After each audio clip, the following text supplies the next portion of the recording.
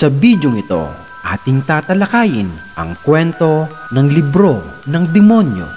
Masayang ibinaba ng pamilyang Pentabella ang mga gamit nila sa bagong lilipatan na mansyon. Maganda ito at halatang matagal nang naitayo dahil sa mga disenyo nitong antigo.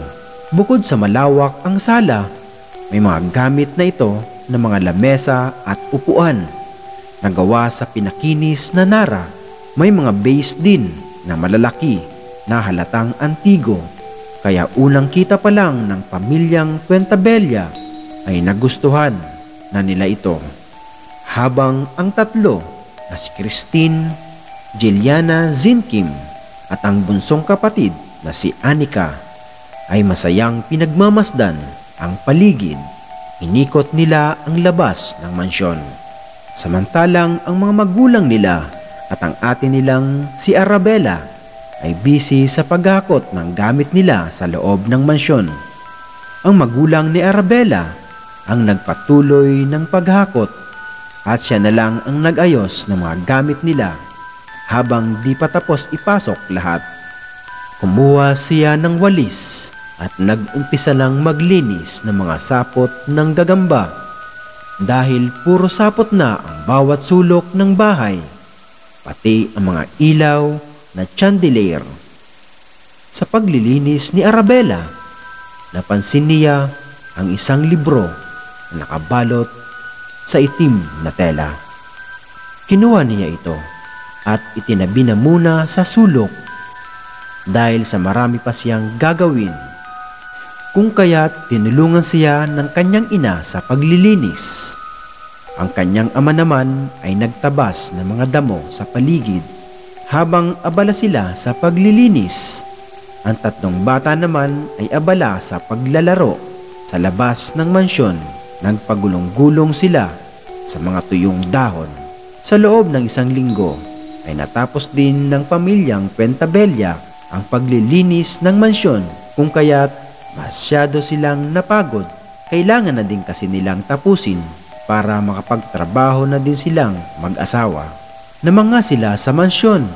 Maganda at sulit naman ang pagkakabili nila dito dahil binigay lang ito sa murang halaga ng may-ari, kaya malaki ang natipid nila. Sa pananatili nila sa mansyon ay naging maayos naman ang lahat hanggang pumasok na ang mag-asawang Pentabella at ang panganay na anak na lang na si Arabella ang nag-aasikaso sa magkakapatid. Habang abala si Arabella sa kusina sa paghahanda ng makakain nila, busy din ang tatlo sa paglalaro sa sala hanggang sa may narinig silang tinig na nagmumula sa aparador na nakalagay sa ilalim ng hagdanan. Sumisitsit ito sa kanila, kung kaya nagtinginan ang tatlong magkakapatid at nagbiruan. "Kim, narinig mo yon?" Napatango na lang ang kapatid. Samantalang ang bunsong kapatid na si Anika ay patakbong tumungo sa may aparador sa ilalim ng hagdanan dahil nakita nila ang kapatid na tumakbo. Sinundan nila ito. Pagtapat nila sa lumang aparador ay tumigil ang tinig at napalitan ng ingay na nagdadabog sa loob nito na tila gusto nitong lumabas.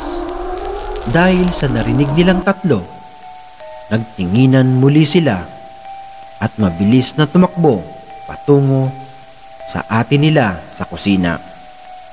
Pagdating sa kusina, nagtaka naman si Arabella na bakit sila namumutla at mukhang takot, kung kaya tinanong sila, ngunit di sila maintindihan dahil sabay-sabay sila na nagsasalita na parang natataranta hanggang umiyak na lang ang bunsong kapatid na si Anika. Kung kaya binuhat ito ng ate niya at nilambing. Dahil sa mga sinabi ng kapatid ni Arabella ay pinuntahan nila ang sinasabing may mumo sa aparador. Pero wala naman silang narinig na nagdadabog sa loob.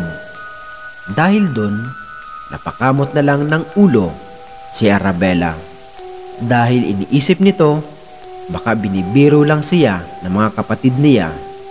Sa inasal ng mga kapatid niya, ay napagsabihan niya ito na huwag siyang bibiruin dahil marami pa siyang gagawin.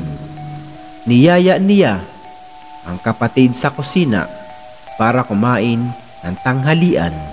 Nang pagkatapos na sila'y kumain, niligpit naman agad ni Arabella ang kinainan nila at hinugasan na rin ito. Pinatulog na muna ang kanyang kapatid para di ito mangulit sa paglilinis niya. Pagkatulog ng kapatid niya, bumaba siya sa sala para maglampaso ng sahig. Sa kanyang paglalampaso, biglang umihip ang malakas na hangin sa loob ng bahay. Nagtataka siya dahil paano nakapasok ang malakas na hangin sa loob. Ay di pa niya nabubuksan ang mga bintana ng mansyon. Dulot ng malakas na hangin ay nagliparan ang mga magasin na binabasa ng kanyang ama. Pinulot niya ito at niligpit na lang, sabay kamot sa ulo niya, at pinagpatuloy lang ang paglilinis. Hanggang sa natapat siya sa isang lumang aparador. Naalala niya ang libro na nakabalot sa itim na tela. Kinuha niya ito at tinanggal ang nakabalot na tela. Nakita niya ang libro na may sungay at kakaibang larawan na nakaukit sa labas ng pabalat nito. Madahan niyang binuksan ang bawat pahina ng libro. Nagtaka siya, bakit ganon ang larawan sa libro? Mga iba't ibang uri ng nilalang na may nakakatakot na mukha. Hanggang sa pang-apat na pahina ay may nakasulat na kakaibang letra at ibang wika. Dala ng pagtataka, naisip niyang basahin ang katagang mga nakasulat sa libro. Pakiramdam niya, may bumubulong sa tainga niya. Binasa niya ang nakasulat sa libro.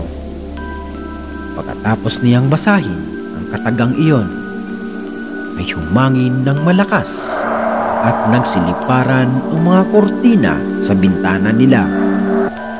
Pinagmasdan ni Arabella ang libro. Bawat nilalang na nakalarawan doon ay gumagalaw. Sa takot ni Arabella, nabitawan niyang bigla ang libro at nahulog ito sa sahig. Patakbo siyang nagpunta sa kwarto ng mga kapatid at pumasok. Hinising niya ang kanyang mga kapatid na agad namang nagising ang mga ito. Naramdaman nilang may naglalakad sa labas ng kwarto nila.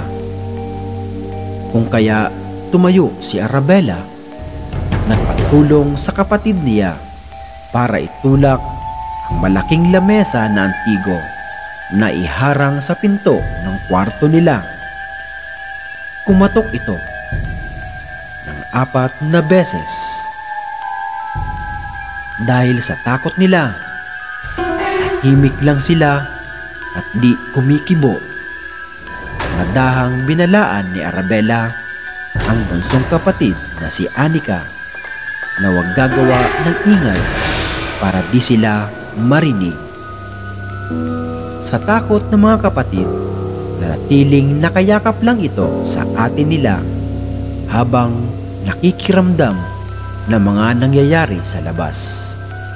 Ilang saglit ay nawala ang mga ingay, kung kaya sumilip si Arabella sa butas na nasa pinto nito. Nang naramdaman nilang wala na ang ingay, ay lumabas silang lahat. Buhat naman ni Arabella ang bunsong kapatid na si Anika. Dahil hapon na noon, nagluluto na ng hapunan silang magkakapatid nang biglang tumunog ang telepono. Kung kaya, pumunta silang magkakapatid sa sala para sagutin ang tawag.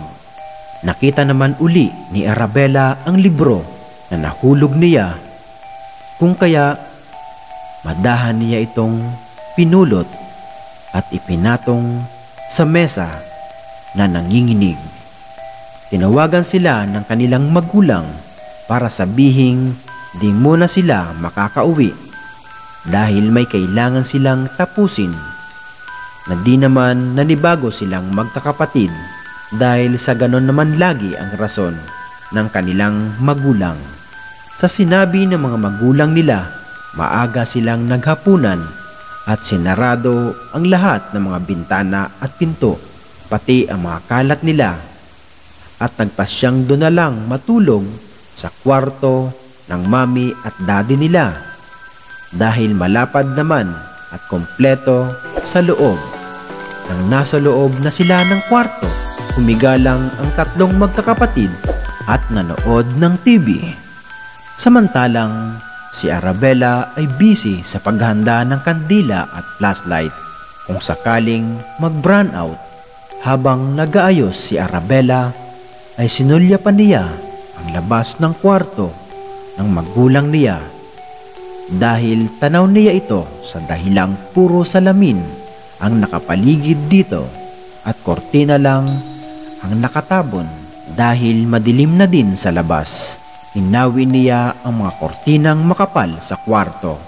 Sinindihan din niya ang mga ilaw sa labas ng bahay at sa sala, pati ang mga ilaw sa labas ng kwarto nila. Samantalang, ang kapatid niyang tatlo ay abala sa panonood ng TV. Nang makatapos siya sa pagliligpit, ay tumabi na siya sa mga kapatid niya. Niyakap niya ang tatlo at nilambing na ikinatuwa naman ng bunsong kapatid na si Anika.